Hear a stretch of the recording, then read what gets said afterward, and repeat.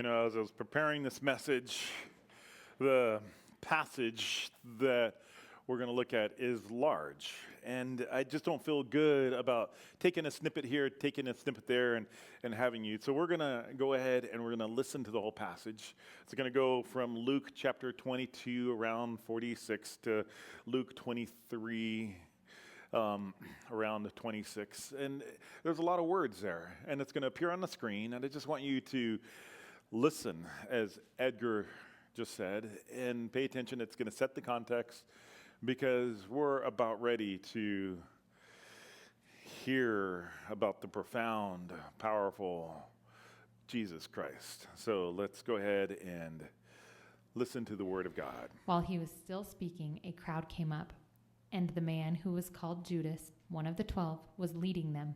He approached Jesus to kiss him, but Jesus asked him, "Judas, are you betraying the Son of Man with a kiss?" When Jesus' followers saw what was going to happen, they said, "Lord, should we strike with our swords?" And one of them struck the servant of the high priest, cutting off his right ear. But Jesus answered, "No more of this." And he touched the man's ear and healed him. Then Jesus said to the chief priests, the officers of the temple guard, and the elders who had come for him, "Am I leading a rebellion that you have come with swords and clubs? Every day I was with you in the temple courts, and you did not lay a hand on me. But this is your hour, when darkness reigns." Then seizing him, they led him away and took him into the house of the high priest.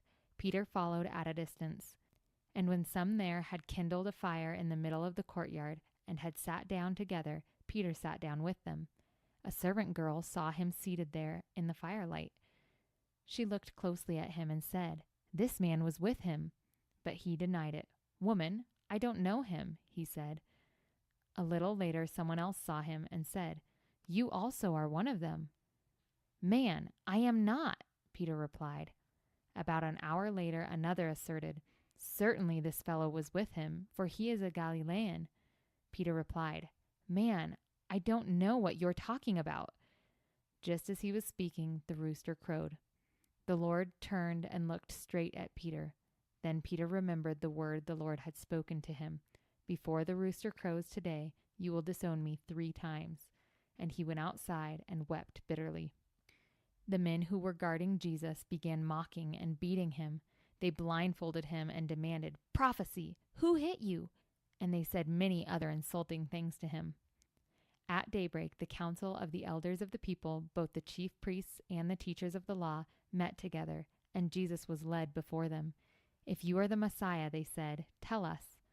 Jesus answered, "If I tell you, you will not believe me, and if I asked you, you would not answer. But from now on, the Son of Man will be seated at the right hand of the mighty God." They all asked, "Are you then the Son of God?"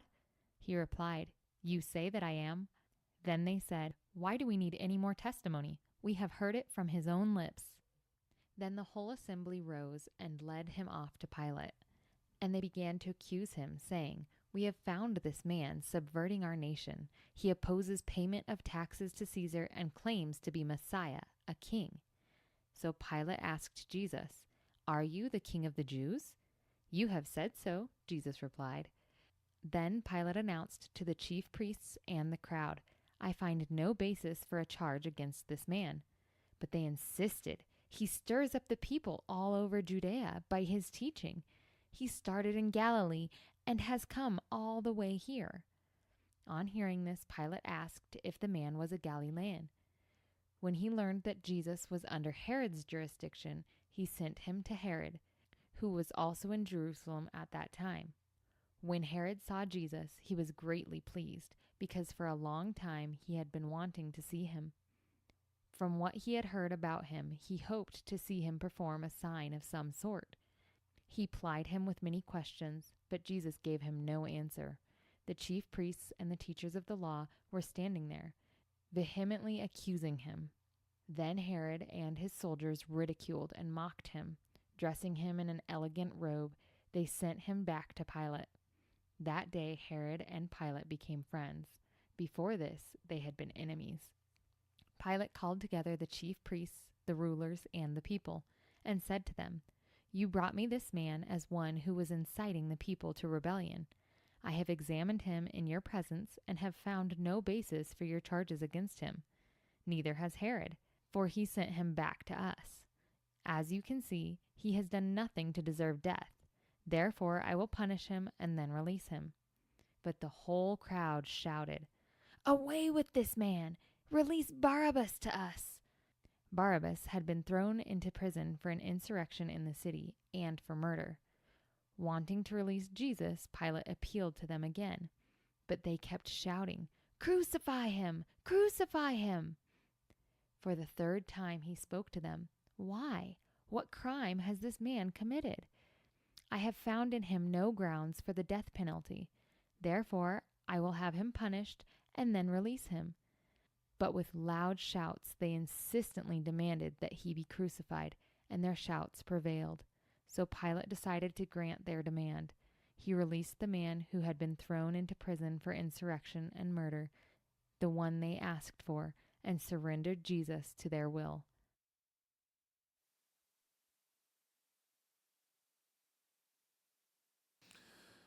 Wow, that's a lot to take in, and that's more than even a couple of hours sermon. What we'll do today could unpack, but I just want to share with you some amazing things that happened in this passage. And a way to summarize this passage is leave Luke for a minute and go to Hebrews chapter 5.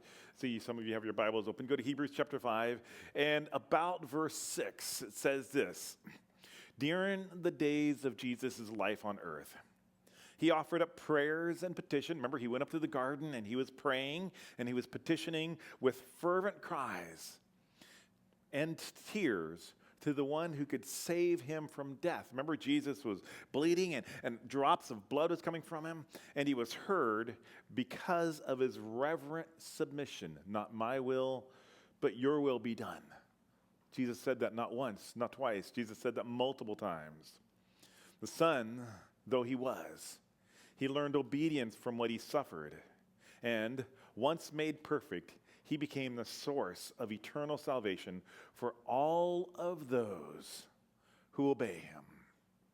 That was a great summary of what we just read. In fact, there's a great summary of the whole entire garden scene. Jesus prayed, and he prayed fervently, but yet he submitted to the will of the Father. Luke 22 and 23. Jesus is arrested.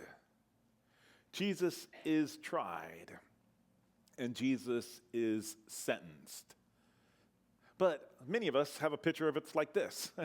I like this picture. This big thug, the rulers, the leaders, the high priests and the priests are coming after Jesus, and they're the big man. And here's poor little Jesus. He's just kind of, okay, I'm going to come to the will. But it is not like that at all. Jesus is far from being the powerless one in that situation.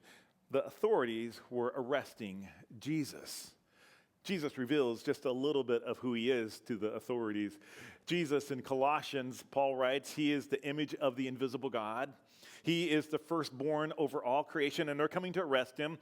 He created all things, things in heaven, things in earth, things that are visible, things that are invisible, all organizations, all thrones and powers and rulers, all of them are subject to Jesus. And the chief priests, the religious rulers, they came to arrest him. Matthew 28, Jesus comes back and he says, "All authority in heaven and earth has been given to me." And the authorities come to arrest Jesus.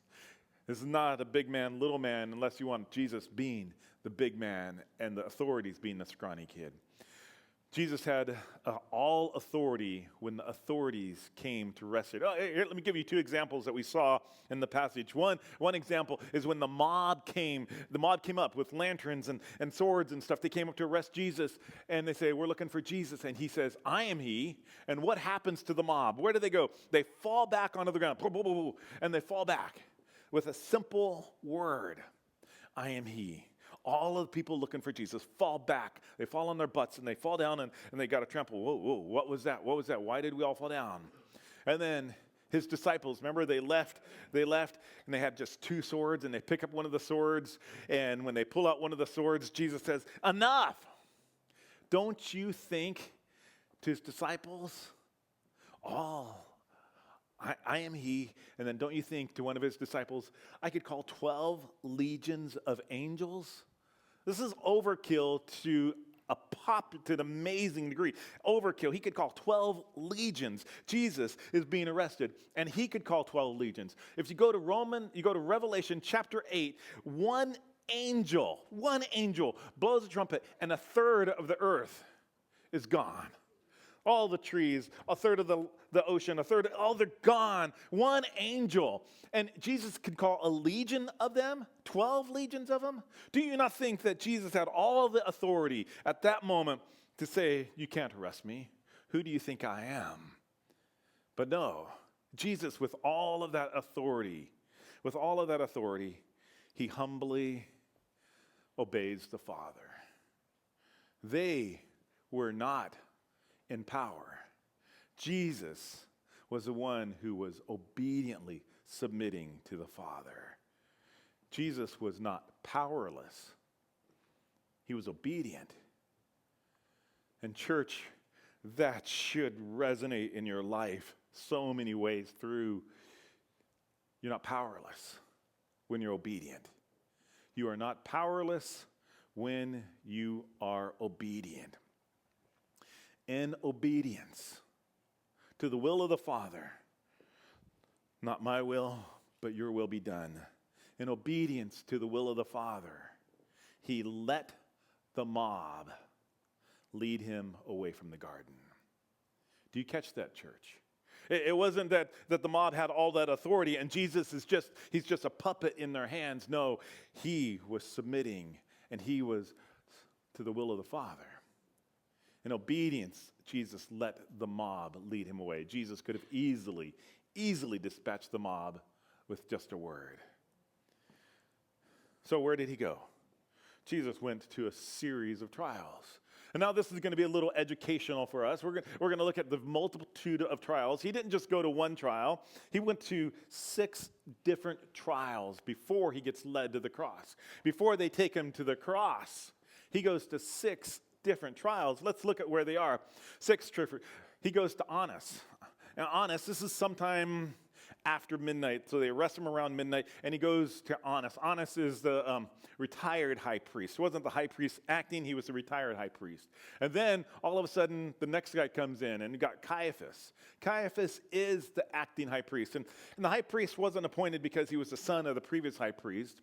The high priest is appointed, he's a political appointee by Rome. And so he goes to Caiaphas. And after he goes to Caiaphas, then the whole entire Sanhedrin gather. They gather between 1 and 5 p.m. to try and convict and to accuse Jesus. You got the 3rd trial. And then early in the morning, after they get done, after they call blasphemy, what happens? They take him to Pilate. Pilate's wife was sleeping, and she goes, don't have anything to do with him. But Pilate there ponders who he is, and Pilate says, I find no reason to do this. This is Herod's jurisdiction. Pilate then sends Jesus off to Herod. Herod then questions Jesus, but Jesus stands there in front of Herod and says nothing, because Jesus doesn't report to Herod. Jesus stands there, says nothing, and Herod and the Roman soldiers mock him, and they beat him. We'll look at that in a moment. But Herod sends him back to Pilate. And Pilate ultimately, Pilate succumbs to the pressure of the mob. And instead of releasing Jesus, he releases a murderer named Barabbas. And he agrees to have Jesus crucified. 6 different trials. 6 different trials that were illegally organized.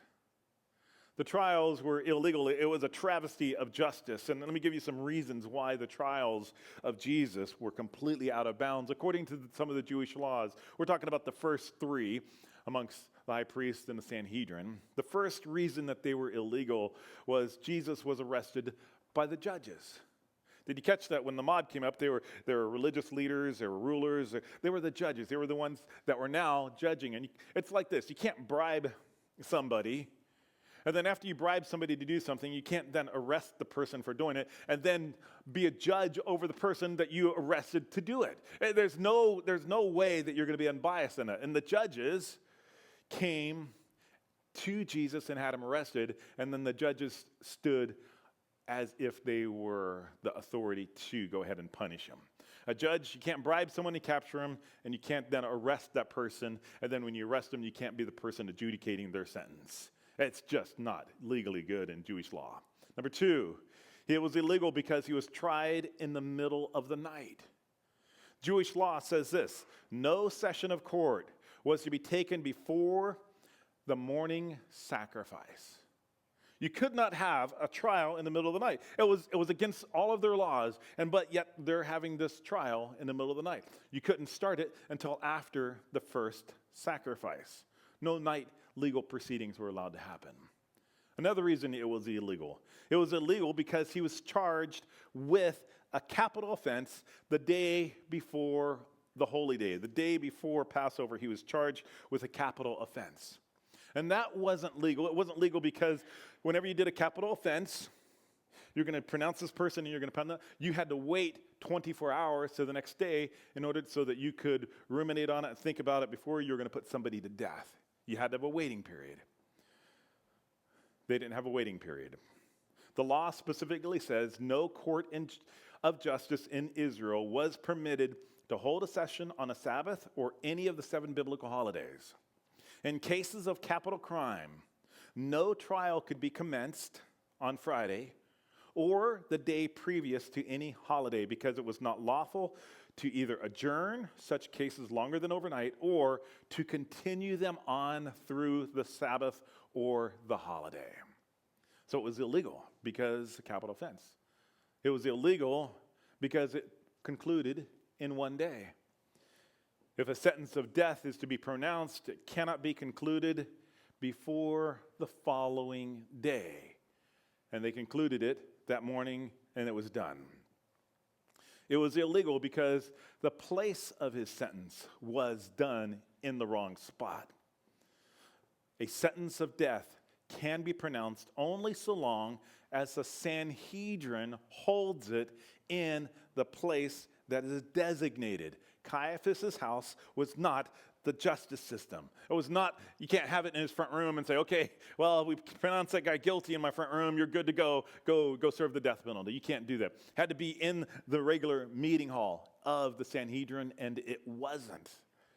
It was illegal because they switched the charges of Jesus from blasphemy, where they would wrench their robes, to treason in front of Pilate. Pilate did not care at all about whether they were blaspheming the Jewish God or not. And so what did they say? They said he is guilty of telling people not to pay their taxes, and he was claiming to be a Messiah, a king. And so they were really going with Pilate, going, look, he's going to overthrow your government, Pilate. He's a threat to your government. And so he is guilty of treason against you and Rome, Pilate. You've got to kill this guy for that. All of those reasons, it was illegal. At night, death penalty, all these leaders, all of this time, Jesus is standing there, and he's taking it, and he knows that it's illegal. And then it says in Luke 23, the whole assembly rose and led Jesus off to Pilate. And they began to accuse him, talking about this, changing the titles. We have found this man subverting our nation. He opposes payment of taxes. And did he? No, not at all. And he claims to be a Messiah, a king. They understood who he was claiming to be. Absolutely, they understood it. And Jesus said, hey, render unto Caesar's what is Caesar's. They knew that. They heard that. And yet they're going to Pilate because they want Jesus dead. They want him eradicated. They want him completely eliminated, and they don't care about whether or not they do it correctly. While he was on trial, as illegal and abusive as it was, they were beating him. They actually had blindfolded him, and they would hit him in the face.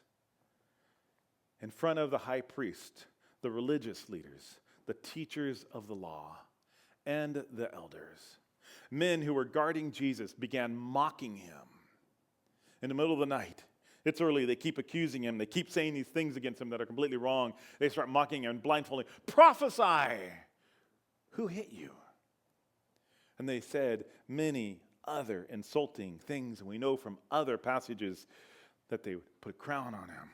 We know from any other passages they would spit on him. And we know from another passage they put a robe on him, mocking him as being a king. And he's standing there, and he's taking it, and Jesus is the one who with a word could stop it. Wow. Church, sometimes we forget what Jesus did for our salvation. We forget what he went through. We forget of his obedience. We forget of his cause, that he suffered and was accused of and took it so that you and I can have a relationship with the Father. Never forget this. In front of Herod, Jesus stood there. And Herod plied him with many questions, but Jesus gave no answer. And the chief priests and the teachers of the law, they vehemently accused him.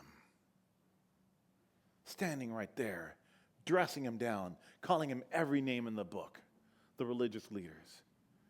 And Jesus is not saying a word against all of their lies, all of their accusations, all of their venom. He's standing there and he's being obedient to the Father. Then Herod and his soldiers ridiculed him. The Gentiles ridicule him and they mock him. And they dress him in an elegant robe that's stained probably with blood and spittle and dirt and whatever else they could throw at him. And they sent him back to Pilate. Jesus no longer looking like that strong man, no longer looking like the virtue of health, both wounds and bruises and beaten, stood there and said nothing. And Pilate surrenders Jesus to their will. And Pilate sends Jesus to the death penalty. Next week, we're going to look at some of the things he said while he was on the cross. But today, we get to be reminded of Jesus suffering for us. Suffering in a way that people said horrible, evil things about him. Lies after lies, accusations after accusations. And he took it because he wanted to be obedient to the will of the Father. Take this cup, but not my will, but your will be done. Amazing thing is that Jesus did this for those people who were mocking him, those people who were beating him, those people who were yelling at him and screaming at him. He did all of this for you and for me. In that room, I imagine in that room of the Sanhedrin, they're yelling at him, they're accusing him, they're lying at him, they got false testimony, it's dark, it's tired. And Jesus, not only that, but emotionally, he's drained because his friend, Peter, over there by the fire, denies him and denies him and denies him. In the middle of that trial, Jesus looks over at Peter, and Peter and him make eye contact, and Peter is crushed. Jesus' heart's breaking for Peter. Jesus is standing there, mocking. And in that room, I imagine in that room, maybe, but at least you would hear about it, was a disciple, potentially, of Caiaphas. One man that in a couple of months will be chasing down church members, passionately, vehemently chasing them down, arresting Christians, people who follow Jesus. Saul might have been in that room, but he definitely heard about the issues in the trial. And Jesus is there, saying nothing for Saul. Saul in his guilty moments, Saul in his rebellion, Saul in his wayward, worldly ways, lost and confused. Jesus is going to die for him too. Months later, Saul will encounter Jesus in a profound way that will change the course of history. Because you and I have learned so much from the pen of the man who we call Paul, who was mentored and discipled by Caiaphas. Caiaphas, the high priest who rent his robe and said, Jesus deserves to die. Church, Jesus went through all of this for you and for me. As wrong as it was, Jesus stood there and he took the abuse so that you and I can have a personal relationship with him. In a couple of minutes, we're going to take the cup. In a couple of minutes, we're going to take the bread. And may it have a special meaning this morning as we hear the accusations, the curse words, the lies, and the innocent one with all the authority, the one who created everything, and in him and for him and through him and by him all things were created. He is being yelled at and screamed and physically hit and beat. And he's doing that for them. 3 things we can learn as I just meditated on this passage. You know, it's big and it's long, and there are multiple places we could have gone, but I didn't want to fill it with just a ton of technical detail. I filled it with enough. The 6 trials and why it was illegal. We filled it enough of that. But we got to look at the character of Jesus. The character of Jesus. Jesus was obedient to do the Father's will. Jesus was obedient at great cost. He wasn't just obedient when it was easy. He was obedient when it was hard. He was obedient and he had great restraint. He had great restraint. He did not retaliate. If there was ever anyone on earth who was innocent, it was Jesus. If there was ever anyone on earth who was quite capable of taking revenge and retaliating at that moment, it would have been Jesus, the innocent, being mocked and beaten and bruised by the guilty. And yet Jesus did not retaliate. Jesus held complete restraint. And number 3, Jesus' humility. He allowed others to lead him. Multiple times in this passage, the mob comes up the hill, and they lead him down the hill, and then they lead him into Caiaphas' house. First they lead him into Annas' house, then they lead him into Caiaphas' house, then they lead him into the Sanhedrin, and then they lead him to Pilate, and then they lead him to Herod, and then they lead him back to Pilate, and then the soldiers lead him to the cross. And he's the one who provided breath for their lungs, sight for their eyes, light for their plants, food for their tables. And he allowed them to lead him. What kind of humility is that? Jesus' love, church, knows no bounds. Knows no bounds. What have you done? How could whatever you've done be greater than his love for you? It's impossible. It's impossible for your sin not to be forgiven by Jesus. It's impossible for your actions not to be paid for by his sacrifice. Accept him. Realize what he's done. Embrace his love.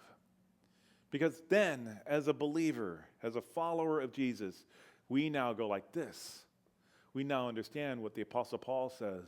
Follow my example as I follow Christ.